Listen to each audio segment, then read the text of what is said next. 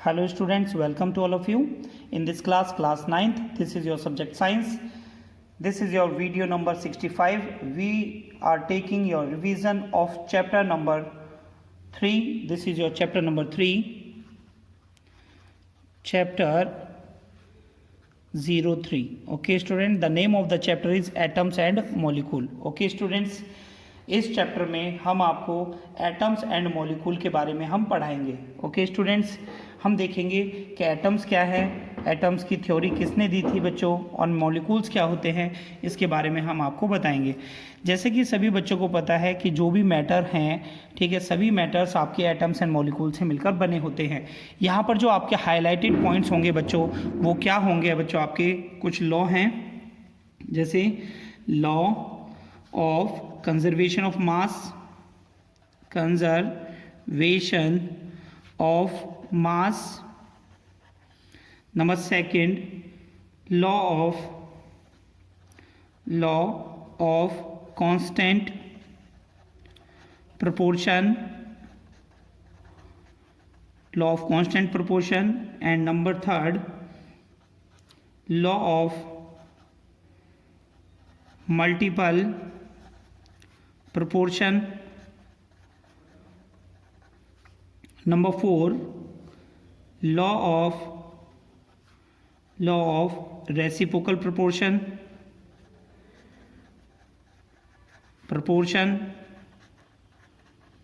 And number 5, Gay-Lussac law.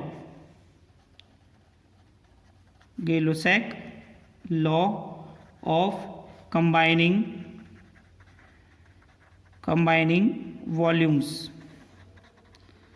Okay students, these are the laws, ठीक है, on which combination of the elements govern, जो बनाए जाते हैं, केमिकल कॉम्बिनेशन की जाती है, वो आपके इन्हीं लॉ के बेसिस पर बताई जाती है. ओके स्टूडेंट्स, आपके सिलेबस में फर्स्ट एंड सेकंड लॉ है, ठीक है, एंड इन लॉज के बारे में आप जो है नेक्स्ट जो आपकी क्लासेस आएंगी क्लास 11th में एंड क्लास 12th में आप इनके बारे में सीखेंगे बच्चों. ठीक है, तो यहाँ पर हम आपको एक्सप्लेन करेंगे law of conservation of mass and law of constant proportion. Okay students, and हम इसमें आपको बताएंगे Dalton's theory, Dalton's atomic theory के बारे में आपको बताएंगे. डाल्टन ने एटम के ऊपर क्या थ्योरी दी है उसके बारे में हम आपको समझाएंगे. मोलर वॉल्यूम क्या है, ठीक है, इसके बारे में बच्चों हम आपको समझाएंगे यहाँ पर. ठीक है बच्चों, percentage composition of compound, percentage composition of compound के बारे में आपको हम बताएंगे बच्चों. इसमें ये क्या होता है, परसेंटेज कंपोजिशन किस तरीके से हम कैलकुलेट करते हैं. एंड यहाँ पर आपको हम केमिकल सिंबल्स के बारे में बताएंगे, केमिकल सिंबल के बारे में बताएंगे. ठीक है, जो प्रीवियस केमिकल सिंबल थे वो किस तरीके से डिनोट किए जाते थे, एंड मॉडर्न केमिकल सिंबल क्या हैं, मॉडर्न केमिकल सिंबल्स. एंड हम पढ़ेंगे बच्चों मोल कॉन्सेप्ट के बारे में, मोल कॉन्सेप्ट के बारे में. इन वीडियो में हम ये सारी चीज़ों को हम यहाँ पर स्टडी करेंगे. चलिए बच्चों स्टार्ट करते हैं अपना लेक्चर. फर्स्ट ऑफ ऑल बच्चों बताया गया है आपको लॉ ऑफ केमिकल कॉम्बिनेशन के बारे में. लॉ ऑफ केमिकल कॉम्बिनेशन में आपके 5 लॉ होते हैं. Law of conservation of mass, law of constant proportion, law of multiple proportion and law of reciprocal proportion and Gay Lussac law of combining volumes. यहाँ से आपके जो फर्स्ट लॉ हैं, law of conservation of mass and law of constant proportion, ये आपके syllabus में है. चलिए बच्चों स्टडी करते हैं. Law of conservation of mass आपका क्या होता है. Law of conservation of mass, it is given by the Antoine Lavoisier. ये जो साइंटिस्ट हैं एंटोनी लेवेशियर, इन्होंने law of conservation of mass को दिया था बच्चों.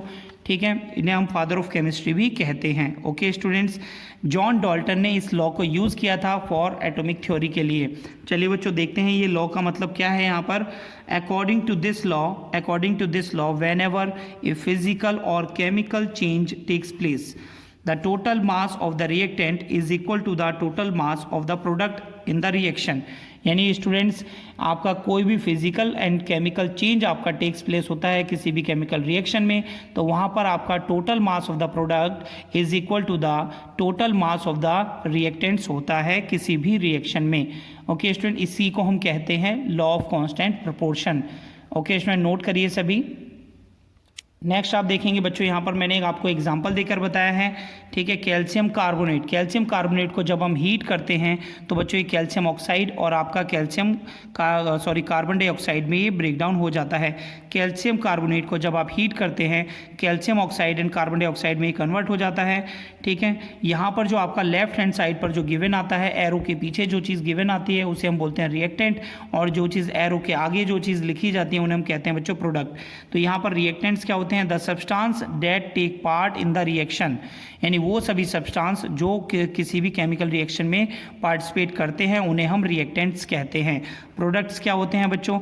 The substance formed as a result, जो आपका रिजल्ट में जो आपका कंपाउंड बनता है, जो आपके जो कंपाउंड्स बनते हैं उन्हें हम बोलते हैं बच्चों प्रोडक्ट्स, जो आपके रिजल्ट में फॉर्मेशन होते हैं आफ्टर द फिजिकल और केमिकल चेंज। ओके स्टूडेंट्स, ठीक है। देखिए बेटा यहाँ पर according to this law of conservation of mass के अनुसार देयर इज नो लॉस और gain in mass during physical और केमिकल चेंज। यहाँ पर कोई भी आपका मास जो है ना तो इंक्रीज होता है ना ही इसमें मास डिक्रीज होता है। ओके स्टूडेंट्स, नोट करिए सभी। नेक्स्ट लॉ आता है बच्चों आपका, नेक्स्ट लॉ है लॉ ऑफ कांस्टेंट प्रोपोर्शन। क्या है बच्चों? Law of constant proportion. Law of constant proportion में आप देख रहे हैं बच्चों यहाँ पर this law is known as law of definite proportion. इसे हम लॉ ऑफ डेफिनेट प्रोपोर्शन भी कहते हैं, ठीक है। ये लॉ हमें जोसेफ प्राउस्ट जो साइंटिस्ट हैं उन्होंने दिया था। ओके स्टूडेंट्स, ठीक है। According to this law every pure compound is always contain the same element combine in the same proportion by mass, यानी कोई भी आपका एलिमेंट है किसी भी कंपाउंड में, किसी भी प्योर कंपाउंड में, उसमें जो आपके जो एलिमेंट्स होते हैं जो कंबाइंड होते हैं वो सेम प्रोपोर्शन में होते हैं। ये हमें बताया गया किससे बच्चों? लॉ ऑफ कांस्टेंट प्रोपोर्शन से। तो बच्चों आपके सामने यहाँ पर कुछ एग्जाम्पल मैंने आपको दिखाए हैं, जैसे हम लेते हैं बच्चों H2O, mass of hydrogen atom होता है बच्चों 1 and mass of oxygen atom होता है बच्चों 16। तो आप यहाँ पर देख रहे हैं mass of hydrogen 1 and hydrogen यहाँ कितने गिवन है बच्चों? 2, 1 into 2, तो टोटल मास कितना हो जाएगा? 2। एंड ऑक्सीजन का एटम कितना है बच्चों? ऑक्सीजन का मास होता है 16, एटम कितने हैं? 1, तो 16 into 1 हो गया बच्चों 16, और यहाँ से रिड्यूस करने के बाद 1:8। तो hydrogen and oxygen combine in ratio 1:8 in H2O। Clear students? Similarly we can do for the carbon dioxide. Carbon dioxide का मास होता है, कार्बन का मास होता है 12, ऑक्सीजन का मास होता है बच्चों 16। यहाँ पर आप देख सकते हैं कार्बन का मास है 12 एंड कार्बन की एटम्स कितने हैं इसमें? 1। ओके स्टूडेंट्स, एंड हमारा जो मास ऑफ ऑक्सीजन है डेट इज आपको 16 गिवन है, एंड इसमें जो आपके 2 एटम्स गिवन है ऑक्सीजन के, तो आपका 16 2 32, 12 अपॉन में 32 हो जाता है। इसको रिड्यूस करेंगे तो बच्चों 3:8 आपका आता है। Carbon and oxygen combine in the ratio of 3:8। जो कार्बन और जो ऑक्सीजन की जो हमारे जो मॉलिक्यूल होते सॉरी जो एलिमेंट्स होते हैं वो इस कंपाउंड में आपके जो है 3:8 में होते हैं। ओके स्टूडेंट्स, नोट करिए सभी बच्चे, और इसे हम बोलते हैं बच्चों law of constant proportion. Next point है बच्चों हमारा यहाँ पर Dalton's atomic theory. Dalton atomic theory क्या है? डाल्टन एटॉमिक थ्योरी में बच्चों हम देखते हैं यहाँ पर कि डाल्टन ने अपने कुछ पोस्टुलेट्स दिए थे अपनी थ्योरी के, वो क्या हैं? ये इंपॉर्टेंट क्वेश्चन है according to the point of view board exam. Okay student, तो फर्स्ट पॉइंट आपको बताया गया है all forms of the matter are made up of very small discrete particles that are called atoms, यानी जो सभी matter हैं वो बहुत ही स्मॉल डिस्क्रीट पार्टिकल यानी जिनको ब्रेक डाउन नहीं किया जा सकता है, ठीक है, उन पार्टिकल से बना है जिन्हें हम एटम्स कहते हैं। ऐसा किसने कहा बच्चों? डाल्टन ने बताया था। N atom can not be further divided into still smaller particles. Dalton ने बताया कि एटम जो है सबसे ज़्यादा स्मॉलेस्ट पार्टिकल है, इसे फर्दर डिवाइड नहीं किया जा सकता है। लेकिन बच्चों हमने आपको स्ट्रक्चर ऑफ एटम में आपको बताया कि एटम के अंदर भी सब एटॉमिक पार्टिकल होते हैं आपके इलेक्ट्रॉन, प्रोटॉन और न्यूट्रॉन, ठीक है बच्चों। लेकिन डाल्टन जो है इस थ्योरी को नहीं बता पाए थे। Atoms can neither be created nor be destroyed in a chemical proportion, ठीक है स्टूडेंट्स। केमिकल प्रोसेस में आपका जो एटम है ना तो क्रिएट किया जा सकता है ना ही उसे डिस्ट्रॉय किया जा सकता है। This is your postulate number 3। Atoms of particular atoms of particular element are identical, यानी सभी एटम्स के जो सभी एलिमेंट्स के जो एटम होते हैं, कोई भी एलिमेंट अगर आप लेते हैं तो उसमें जो भी उसके एटम्स हैं वो सभी आइडेंटिकल होते हैं इन ऑल एस्पेक्ट, यानी उनका मतलब सेम मास होता है, सभी एटम्स का सेम साइज होता है, ठीक है, सेम मास होता है, सेम साइज होता है, एंड केमिकल प्रॉपर्टीज उसकी सेम होती हैं। ओके स्टूडेंट्स, नेक्स्ट पॉइंट है बच्चों आपका, the atoms of one element are different from those of other element, यानी किसी भी एलिमेंट के जो एटम्स होते हैं वो बिल्कुल डिफरेंट होते हैं किसी अदर एलिमेंट के एटम से, ठीक है। एटम्स ऑफ डिफरेंट एलिमेंट में कंबाइन, जो अगर आपके कोई भी डिफरेंट एलिमेंट के जो आपके एटम्स हैं वो कंबाइन हो सकते हैं in simple whole number ratio, किसमें बच्चों, इन सिंपल होल नंबर, यानी हमेशा होल नंबर रेशियो से ही वो कंबाइन होंगे और वो बनाएंगे बच्चों कंपाउंड एटम्स। क्या बनाएंगे, compound atoms to form a new substance, नया सब्सटेंस बनाने के लिए वो कंपाउंड एटम्स बनाते हैं by combining to each other. Okay students, तो सभी स्टूडेंट्स ये पॉइंट को नोट कर लेंगे यहाँ से। तो ये आपके 4 पॉइंट्स हैं, 4 पोस्टुलेट्स हैं डाल्टन एटॉमिक थ्योरी के। This is very important theory of given by Dalton, तो सभी बच्चे इन्हें नोट कर लीजिए।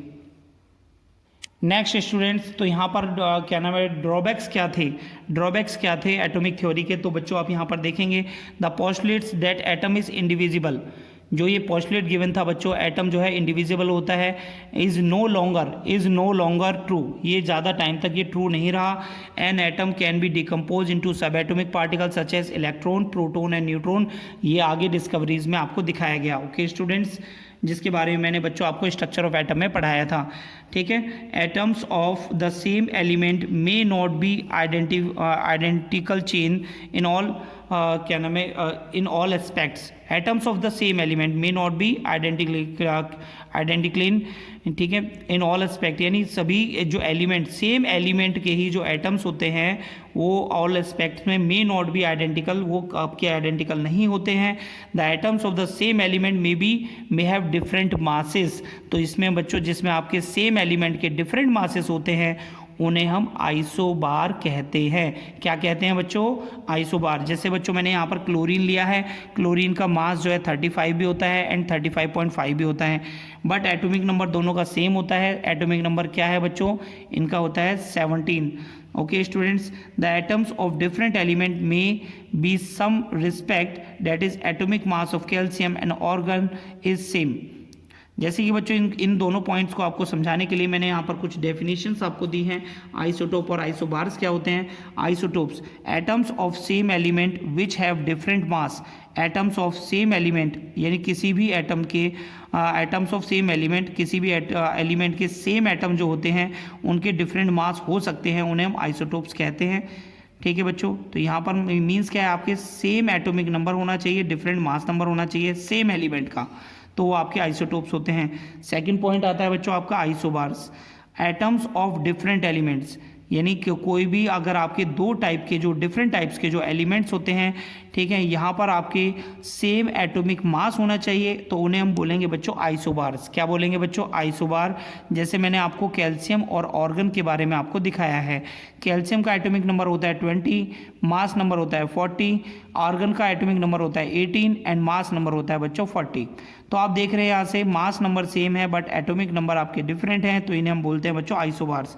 Atom is no longer indestructible, atom matter can be converted into energy. देखिए बच्चों, एटम जो है उसको जो है can be converted into energy में उसे कन्वर्ट किया जा सकता है। According to the Einstein equation आपको गिवन है E=mc²। इस फॉर्मूले से एनर्जी जो है किसी भी एटम की वो कन्वर्ट की जाती है वन फॉर्म टू अनदर, इसमें आपको बताया गया था इस फॉर्म से। ठीक है बच्चों, यहाँ पर केवल फॉर्मूला आपको दिखाया है, हायर क्लासेस में इसके बारे में आप डिटेल में पढ़ेंगे। ओके स्टूडेंट, नोट करिए सभी। नेक्स्ट पॉइंट आता है बच्चों आपका एटम। एटम क्या होता है, atom these are the smallest particle of an element which may or may not have independent existence but take part in chemical reaction. Atom जो है स्मॉलेस्ट पार्टिकल बताया गया था बच्चों डाल्टन के द्वारा, ठीक है बच्चों, लेकिन ये आपके केमिकल रिएक्शन में आपके पार्टिसिपेट करते हैं and these are the building blocks of matter होते हैं। These are building blocks of matter. जैसे एग्जांपल आपको दिखाया गया है, atom of hydrogen, atom of oxygen and atom of nitrogen. Okay student, size of atom आपको बताया गया है 1 क्या नाम है आपका 1 नैनोमीटर होता है। कितना होता है? Atoms are very small and their radius is measured in nanometer. ठीक है, तो यहाँ पर आपको 1 नैनोमीटर जो है आपको हाइड्रोजन एटम की रेडियस के बारे में आपको बताया गया है।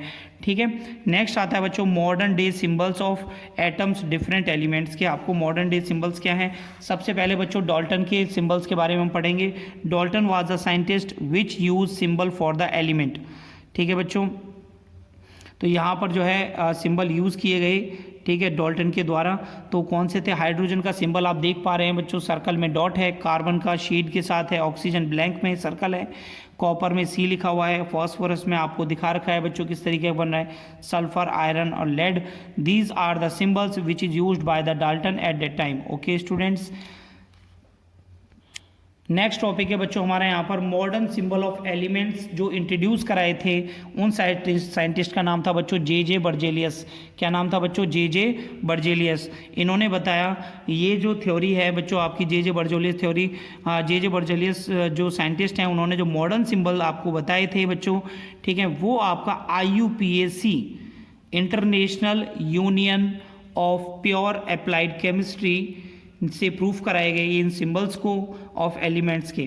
ओके स्टूडेंट्स, किसी भी एलिमेंट के जब सिंबल को लिखा जाता है तो फर्स्ट लेटर आप कैपिटल में लिखते हैं and second letter small letter में आता है। जैसे आप क्लोरीन में देख रहे हैं, कैपिटल लेटर आपका capital C and second letter आपका L जो है स्मॉल लेटर से आता है। जिंक ZN कैपिटल लेटर में Z और N आता है आपका स्मॉल में। एल्यूमिनियम में कैपिटल लेटर में A एंड स्मॉल में आपका L। तो बच्चों इस तरीके से आप सभी एलिमेंट्स के नेम को आप लिख पाएंगे। ओके स्टूडेंट्स, नेक्स्ट स्टूडेंट्स आप यहाँ पर देख सकते हैं symbol of some elements have been taken from their names of different languages. Iron का सिंबल होता है बच्चों Fe। तो ये बच्चों ये फेरम जो है वर्ड लिया गया है, ये लैटिन नेम है। गोल्ड को हम एरम कहते हैं, ये भी आपका लैटिन नेम होता है। इस यहाँ पर गोल्ड का सिंबल आपका Au होता है। क्लोरीन का सिंबल होता है Cl, इसको बोलते हैं बच्चों क्लोरस, ये ग्रीक नेम से लिया गया है।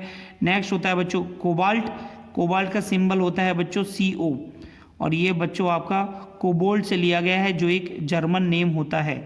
ओके स्टूडेंट्स, तो काफ़ी सारे एलिमेंट्स ऐसे हैं जो आपके डिफरेंट लैंग्वेजेस से लिए गए हैं ये सिंबल, और आपको ये लर्न होने चाहिए। ओके स्टूडेंट्स, नेक्स्ट आप देख रहे हैं बच्चों यहाँ पर मैंने आपको कुछ सिंबल्स आपको दिखाए हैं। ठीक है, एल्यूमिनियम का symbol Al, argon Ar, barium Ba, boron B, bromine Br, calcium Ca, carbon का C, chlorine Cl, chromium Cr, cobalt Co, copper Cu, fluorine F, gold Au, hydrogen H, iodine I, iron Fe, lead Pb, magnesium Mg, mercury Hg, neon Ne, nitrogen N, oxygen O, phosphorus P, potassium K, silicon Si, silver Ag, sodium Na, uranium U, sulphur S, zinc Zn। तो बच्चों ये मैंने आपको कुछ elements आपको यहाँ पर दिखाए हैं जिनके सिंबल मैंने आपको दिए हैं। स्टूडेंट्स, सभी स्टूडेंट्स को इन एलिमेंट्स के नेम विद द सिंबल्स आपको लर्न होना चाहिए। ओके स्टूडेंट्स, ये सिंबल्स आपके केमिकल रिएक्शन में यूज़ किए जाते हैं, नोट करिए सभी। नेक्स्ट पॉइंट है बच्चों आपका एटॉमिक मास यूनिट क्या है। ठीक है स्टूडेंट्स, तो एटॉमिक मास यूनिट जो है आपका one atomic mass unit is equal to mass of carbon 12 atom divide by 12। Okay student, यहाँ से जब आप absolute mass of carbon 12 atom निकालते हैं तो जो इसे सॉल्व करेंगे तो 1.99 इंटू 10⁻23 होता है। Students, one atomic mass unit को निकालने के लिए स्टूडेंट तो आप क्या करेंगे, मास of carbon 12 atom divide by 12, इसे आप सॉल्व करके देखेंगे तो यहाँ से आपका आएगा बच्चों one atomic mass unit is equal to 1.66 into 10⁻24 gram. तो बच्चों ये वैल्यूज़ आपके न्यूमेरिकल्स में आती हैं, तो इसीलिए सभी स्टूडेंट्स ये सभी इन वैल्यूज़ को याद करें। डेफिनेशन बच्चों मैंने आपको यहाँ पर दिखाई हैं, इन्हें आप पहले पढ़ चुके हैं, तो जो इम्पोर्टेंट है वो आपका रिवाइज में कराया जा रहा है, सभी बच्चे ध्यान से नोट कर लें। नेक्स्ट पॉइंट आता है बच्चों आपका relative atomic mass. Relative atomic mass के लिए जो है हम relative atomic mass is the average mass of atoms of an element as compare to the 1/12 mass of one carbon atom. यानी एवरेज एटॉमिक मास जब आप निकालेंगे तो average mass of one atom of the element divided by 1/12 the mass of the carbon atom. तो बच्चों यहाँ पर relative atomic मास आपको कुछ दिखाए गए हैं, जैसे हाइड्रोजन का एटॉमिक मास होता है बच्चों 1, कार्बन का होता है 12, ऑक्सीजन का 16, नाइट्रोजन का 14, क्लोरीन का 35.5, सल्फर का होता है बच्चों 32, सोडियम का 23, कॉपर का 63.5, आपका सिल्वर का होता है बच्चों 108.0, गोल्ड का होता है 197.0, फास्फोरस का होता है 31 एंड सिलिकॉन का दिखाया है बच्चों मैंने यहाँ पर 28। तो ये आपके कुछ क्वेश्चंस, कुछ मैंने आपको थोड़े से एग्जांपल आपको बताए हैं जो मोस्टली आपकी क्लास में न्यूमेरिकल्स में यूज़ हो सकते हैं। तो आप इन्हें लर्न करेंगे तो आप सभी स्टूडेंट्स इन्हें नोट कर लीजिए। नेक्स्ट पॉइंट आता है बच्चों आपका ग्राम एटॉमिक मास। ग्राम एटॉमिक मास क्या है? तो बच्चों the atomic mass of an element when express in gram. जब किसी भी मास ऑफ एन एलिमेंट को जब आप उसे ग्राम में रिप्रेजेंट करते हैं तो उसे हम gram atomic mass of that element कहते हैं। तो नंबर ऑफ ग्राम एटम्स को कैलकुलेट करने के लिए ये फॉर्मूला आप अप्लाई करेंगे। Number of gram atoms is equal to mass of an element in gram. किसी भी एलिमेंट का जो मास है उसे ग्राम में लेना है and divided by gram atomic mass of the element. Gram atomic mass of the element किस तरीके से सॉल्व करेंगे मैं आपको न्यूमेरिकल्स में समझाऊंगा। ओके स्टूडेंट्स, मॉलिक्यूल्स आपके क्या होते हैं बच्चों? Molecules are the smallest part of an element or a compound that has all the properties of that element or compound can exist independently. Molecules are of two types, molecule of elements and molecule of compound. Molecule of elements क्या होता है बच्चों? These are formed by the combination of two or more atoms of the same element. जब किसी भी same element के to और मोर atoms आपके जुड़ते हैं तो वो आपके मॉलिक्यूल बनाते हैं। जैसे कि बच्चों हमने आपको दिखाया है यहाँ पर molecule of hydrogen. Molecule of hydrogen आपका होता है बच्चों H2 एंड यहाँ पर है मॉलिक्यूल ऑफ ऑक्सीजन दिखाया है बच्चों मैंने आपको O2। तो बच्चों ये थे आपके मॉलिक्यूल ऑफ एलिमेंट्स। नेक्स्ट आता है बच्चों आपका molecules of compounds. If a substance contain more than one type of atom, किसी भी सब्सटेंस में एक टाइप से ज़्यादा के जब एटम होते हैं तो बच्चों वो क्या बनाता है? कंपाउंड बनाता है। सम एग्जांपल ऑफ कंपाउंड मैंने आपको यहाँ पर दिखाए हैं, जैसे बच्चों HCl। HCl में आपका हाइड्रोजन और क्लोरीन दो डिफरेंट एटम्स जुड़ते हैं और वो कंपाउंड बनाते हैं। नेक्स्ट मैंने आपको दिखाया बच्चों वाटर, यहाँ पर हाइड्रोजन और ऑक्सीजन आपके जो है ऐड होकर क्या बनाते हैं बच्चों? वाटर बनाते हैं। तो बच्चों आप यहाँ पर देख रहे हैं कि आपको जो हाइड्रोजन है ये जब मैंने HCl बनाया था तो यहाँ पर केवल दो एटम थे, वन हाइड्रोजन का एंड वन क्लोरीन का, तो ये डाई एटॉमिक सब्सटेंस है। एंड H2O में दो हाइड्रोजन एटम्स हैं एंड वन आपका ऑक्सीजन एटम है, तो ये बच्चों आपका ट्राई एटॉमिक सब्सटेंस होगा। Clear student? सब्सटेंस नहीं बोलेंगे बच्चों, कंपाउंड बोलेंगे। ठीक है, तो आप सभी बच्चे नोट करें। नेक्स्ट पॉइंट आता है बच्चों आपका एटोमिसिटी। एटोमिसिटी क्या है? The number of atoms present in A molecule. The number of atoms present in A molecule of element is called atomicity. जैसे बच्चों डाई एटॉमिक मॉलिक्यूल के लिए क्या बताएंगे? डाई एटॉमिक में आता है बच्चों दो एटम ऐड है तो उन्हें हम डाई एटॉमिक बोलेंगे। ठीक है स्टूडेंट्स। एंड आपके पॉली एटॉमिक किस में आएंगे? जब आपके दो तीन चार या चार से ज़्यादा जब होते हैं तो उसे हम बोलते हैं पॉली एटॉमिक। क्या बोलते हैं बच्चों? पॉली एटॉमिक बोलते हैं।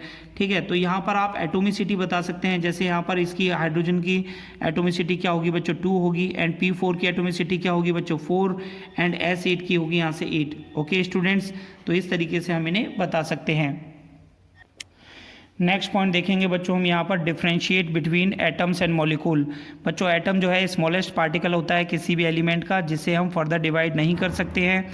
Atoms normally do not exist independently. Molecule जो होता है केमिकल कॉम्बिनेशन ऑफ टू और मोर एटम से मिलकर बने होते हैं and molecule can be broken down into individual atoms में हम उनसे तोड़ सकते हैं। मॉलिक्यूल एग्जिस्ट करते हैं independently. Okay student, next point आता है बच्चों आपका वैलेंसी क्या है?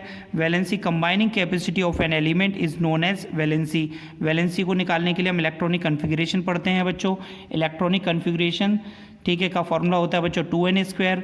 n इज इक्वल टू 1 रखते हैं, n is equal to 2, n is equal to 3। तो बच्चों ये है आपकी वैलेंस शेल। ठीक है, वैलेंस शेल से हम जो है वैलेंसी को कैलकुलेट करते हैं। ठीक है स्टूडेंट, जैसे कि हम यहाँ पर देख रहे हैं आपका n इज इक्वल टू 1 रखते हैं तो बच्चों ये आपका K शेल होती है, KLM इस तरीके से आपको शेल बताई जाती हैं। ओके स्टूडेंट्स, तो आपके ये एलिमेंट्स आपके फिल होने चाहिए, ये एटम्स आपके फिल होने चाहिए किसी भी इलेक्ट्रॉनिक कन्फिग्रेशन में। जैसे आप सोडियम देख रहे हैं बच्चों 2 8 1, पहले में 2 आ गए, सेकंड में 8 एंड 1। तो यहाँ से जो है ये एक इलेक्ट्रॉन देकर अपने आप को स्टेबल करेंगे तो यहाँ पर ये पॉजिटिव आयन आ जाता है। ओके स्टूडेंट्स, नोट करिए सभी। नेक्स्ट पॉइंट मैंने आपको बच्चों ऑक्सीजन का दिखाया। ऑक्सीजन का एटॉमिक नंबर होता है बच्चों 8। इलेक्ट्रॉनिक कन्फिगरेशन करेंगे तो 2 और 6। इसको अपनी आउटर मोस्ट ऑर्बिट को कंप्लीट करने के लिए 2 इलेक्ट्रॉन्स की ज़रूरत होती है, तो इसीलिए इसकी वैलेंसी हो जाती है बच्चों -2। ओके स्टूडेंट्स, नेक्स्ट आपका टॉपिक है बच्चों आपका मॉलिकुलर मास। मॉलिकुलर मास क्या होता है? Relative molecular mass of simply mass, simply अगर मास कहें of a substance is the mass of one molecule of that substance and relative to the 1/12th mass of carbon 12। तो बच्चों यहाँ से हम इसे सॉल्व कैसे करते हैं, ये क्वेश्चंस आपके कैसा पूछा जाएगा मॉलिकुलर मास से। तो सभी बच्चे देखें, आपसे पूछा गया है calculate the molecular mass of water molecule and sulphur dioxide.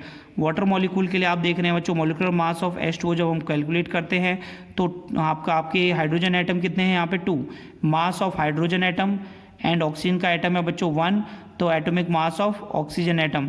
तो आप यहाँ से आप 2 रखेंगे क्योंकि यहाँ पर नंबर ऑफ एटम्स आपके कितने हैं बच्चों 2 हैं हाइड्रोजन के, एंड 1 है आपका किसका बच्चों ऑक्सीजन का, multiplied by mass of the atoms. जब आप इसे सॉल्व करते हैं तो आपका आ जाता है बच्चों 18। इस तरीके से आप U का मतलब क्या होता है बच्चों यूनिट मास। ओके स्टूडेंट्स, इसी तरीके से हम SO2 का भी हम सॉल्व कर सकते हैं, ठीक है। तो ये आपको मैंने बताया था स्टूडेंट्स, तो आप अच्छे से यहाँ पर इसे रिवाइज करके इसे और दोबारा से अगेन इसे अपनी कॉपी में रिवाइज कर लीजिए, ठीक है। बाकी स्टूडेंट सभी जिन बच्चों नोट नहीं किया वो साथ के साथ अपने नोट्स दोबारा भी नोट कर सकते हैं। ओके स्टूडेंट, नोट करें। नेक्स्ट पॉइंट आता है बच्चों आपका यहाँ पर ग्राम मॉलिकुलर मास। तो सबसे पहले बच्चों डेफिनेशन देखेंगे आप यहाँ पर, molecular mass of a substance express in gram. किसी भी सब्सटेंस मॉलिकुलर मास जब आप कैलकुलेट करते हैं ग्राम में कैलकुलेट करेंगे तो उससे आप बोलेंगे ग्राम मॉलिकुलर मास। तो ग्राम मॉलिकुलर मास आप कैसे कैलकुलेट करेंगे, किस तरह के क्वेश्चन आएंगे आपके देखेंगे यहाँ पर। नंबर ऑफ ग्राम मॉलिक्यूल के लिए आप पहले फॉर्मूला देख लीजिए, फिर मैं आपको इसका मॉलिकुलर मास निकालने का तरीका आपको हम बताते हैं। तो नंबर ऑफ ग्राम मॉलिक्यूल निकालने के लिए बच्चों mass of the substance in gram upon में molecular mass of the substance in gram. Okay students, next मैंने आपको बच्चों एक क्वेश्चन आपको यहाँ पर दिखाया है, इस क्वेश्चन को आप देखें। Glucose has molecular formula C6H12O6, calculate its molecular mass. Molecular mass calculate करना है। Number of atoms in one molecule of glucose, number of atoms आपको कैलकुलेट करने हैं। नंबर ऑफ ग्लूकोज में 1 मोल ऑफ ग्लूकोज में आपके कितने नंबर ऑफ एटम्स होंगे। नंबर 3rd पॉइंट आपसे पूछा है बच्चों the number of gram molecule, the number of gram molecule in 18 gram of glucose. तो बच्चों आपको हमने बताया यहाँ पर मॉलिकुलर मास ऑफ ग्लूकोज को आप कैलकुलेट करने के लिए आप देख रहे हैं बच्चों यहाँ पर कि कार्बन के यहाँ पर आपको 6 एटम्स गिवन हैं। तो सबसे पहले आप कार्बन के एटम लिखेंगे, फिर मास ऑफ कार्बन, फिर प्लस करेंगे, फिर आपको दूसरा जो एलिमेंट गिवन है उसमें कितने एटम्स हैं, फिर उसका मास नंबर, फिर प्लस करेंगे, जो भी एटम आपको गिवन है उस नंबर को लिखेंगे, फिर उसका मास लिखेंगे। इन सबको जब आप ऐड करेंगे तो आपका आ जाएगा बच्चों मॉलिकुलर मास ऑफ जो भी आपको कंपाउंड गिवन है। जैसे कि यहाँ पर ग्लूकोज गिवन है तो आपका आ जाएगा 180 U फॉर क्या होता है बच्चों यूनिट मास। ओके स्टूडेंट्स, आगे देखेंगे बच्चों यहाँ पर number of atoms in one. Next part में बच्चों हमें कैलकुलेट करना है number of gram molecule, number of atom in 1 molecule of glucose. Number of atoms in 1 mole of glucose यानी बच्चों कितने एटम्स हैं इसमें, कार्बन के 6 हैं, हाइड्रोजन के 12 हैं एंड ऑक्सीजन के 6 हैं। इन सभी को आप ऐड कर देंगे तो नंबर ऑफ एटम आपके आ जाते हैं। तो आपके कार्बन के 6, हाइड्रोजन के 12 एंड ऑक्सीजन के 6, तो टोटल नंबर ऑफ एटम कितने हो जाते हैं बच्चों 24 एटम्स। ओके स्टूडेंट्स, अब यहाँ पर आपको सॉल्व करना है बच्चों number of gram molecule in 18 gram of glucose. 18 gram of glucose आपको कैलकुलेट करना था बच्चों। नंबर ऑफ ग्राम मॉलिक्यूल निकालने के लिए बच्चों मैंने आपको फॉर्मूला बताया था अभी, मास ऑफ द सब्सटेंस ग्राम में लेना है, ठीक है, and molecular mass of the substance जो आपको गिवन है।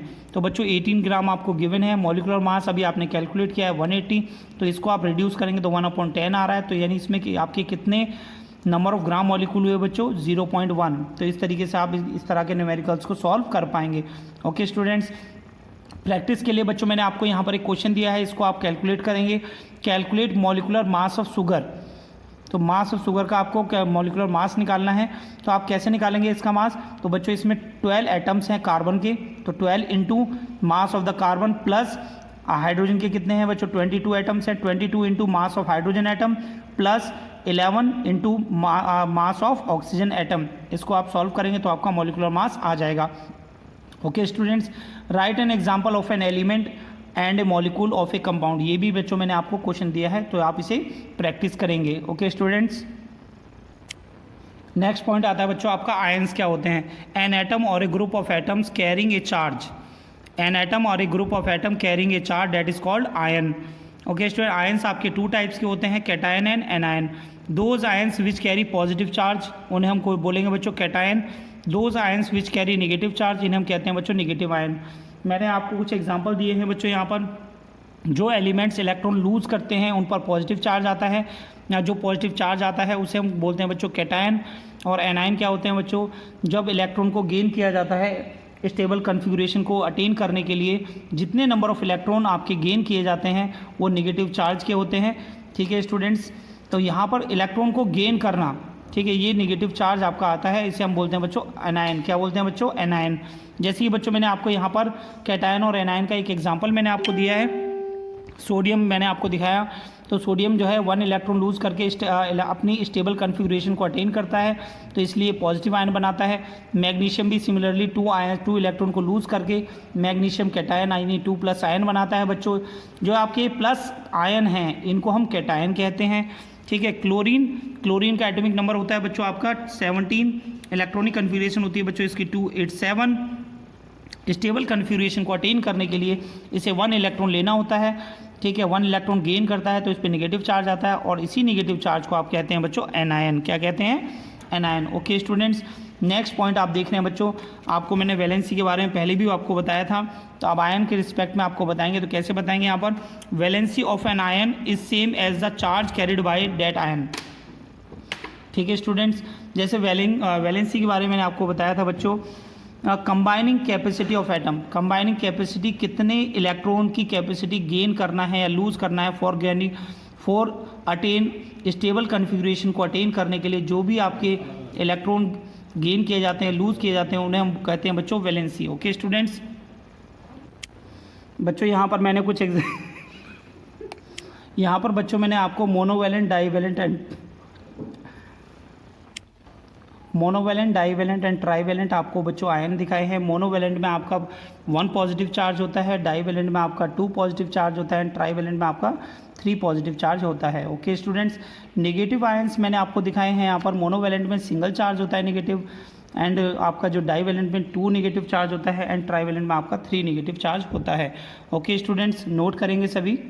नेक्स्ट आता है बच्चों आपका molecular formula of A compound को हम कैसे बनाते हैं।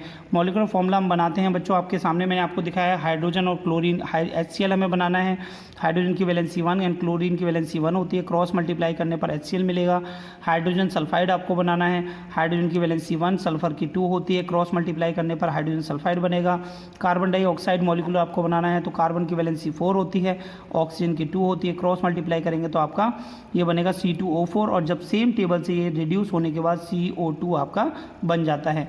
ओके स्टूडेंट्स, नेक्स्ट आता है बच्चों आपका मोल। मोल क्या है, 1 mole of a substance is that amount of the substance which contain the same number of entities as there are atoms is exactly 12 gram of pure carbon 12, यानी 1 mole is collectively 6.022 into 10⁻23 particles, be they atoms, molecule, ions, electron, proton and anything, किसी के लिए भी हम solve करते हैं।